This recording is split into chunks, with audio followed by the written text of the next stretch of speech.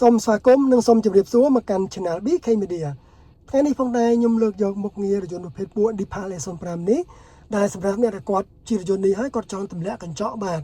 នៅពេលដែលគាត់ឧទាហរណ៍ថាគាត់ចតរថយន្តនេះនៅហាកក្តៅគាត់ចង់ឲ្យបាទឲ្យមានខ្យល់ចេញចូលនៅក្នុងរថយន្តរបស់គាត់បន្តិចឬកុំឲ្យកម្ដៅខ្លាំងក្នុងរថយន្ត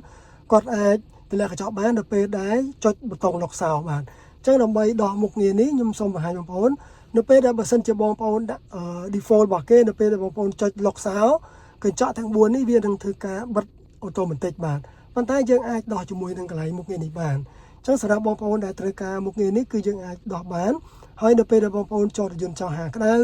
ឬក៏បងប្អូនប្រើជាមួយនឹងកលៈទេសៈណាបងប្អូនគិតថាចង់តម្លាក់កញ្ចក់ចោលហើយចុច lock បានអញ្ចឹងខ្ញុំសូមបង្ហាញបងប្អូនដើម្បីបើកមុខងារនេះគឺបងប្អូនចូលមកកាន់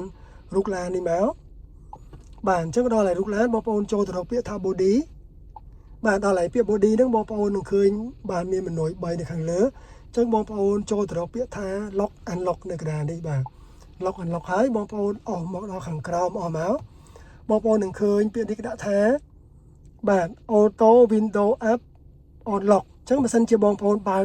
អានេះបាទឲ្យ on មានន័យថានៅពេលដែលបងប្អូនចុចសារឲ្យ lock ហ្នឹងគឺទ្វារកញ្ចក់ទាំងអស់ហ្នឹងវានឹងឡើងបាទនឹងឡើងបិទជិតនៅក្នុងរថយន្តនេះបាទអញ្ចឹងបើសិនជាបងប្អូនចង់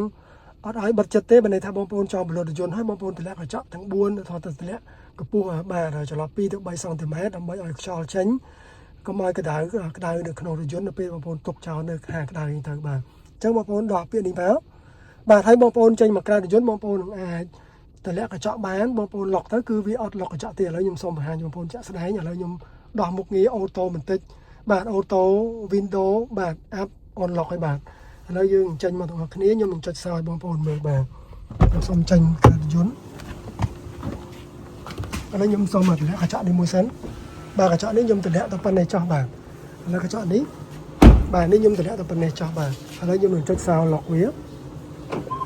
បាទនេះខ្ញុំ lock ឲ្យឃើញកញ្ចក់អត់ទម្លាក់ដូចអ្វីដែលយើងដាក់មិញទេបាទនេះកញ្ចក់ហ្នឹងគឺទម្លាក់បានបាទអញ្ចឹងបងប្អូនចង់បាន4កញ្ចក់បងប្អូនទម្លាក់ទាំង4មកហើយបងប្អូនចុចបាទចុច lock ទៅគឺវានឹងជាប់នៅប៉ុណ្ណេះបាទនេះគឺជា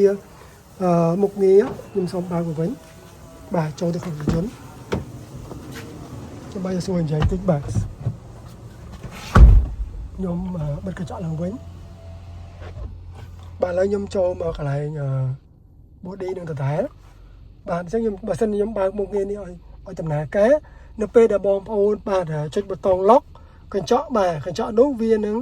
លើកឡើងលើទាំងអស់បាទប៉ុន្តែបើសិនជាបងប្អូនមិនចង់ឲ្យវាលើកឡើងលើបាទបើថាយើងបើក manual គឺបងប្អូនដល់នេះមកគឺបងប្អូនអាចតម្លាក់បន្ថយកញ្ចក់តាមចិត្តបានបាទអញ្ចឹងនេះគឺជាការបង្ហាញខ្លីៗអំពី Channel BK Media បើមានកន្លែងណាលួសខុសឆ្គងសូមខន្តីអភ័យទោស Channel BK Media ផងហើយសូមជួយ Subscribe Channel BK Media ផងដើម្បីទទួលបានវីដេអូថ្មីៗបន្តទៀតសម្រាប់បងប្អូនណាដែលមិនទាន់បានជួយ Subscribe នោះបាទសូមជួយ share វីដេអូនេះបន្តផងដើម្បីចែកចាយចំណេះដឹងនេះទៅកាន់អ្នកដែលគាត់ប្រើរថយន្ត Dipal S05 ឲ្យគាត់ចេះប្រើមុខងារនេះផងជាចុងក្រោយសូមជម្រាបលាបងប្អូន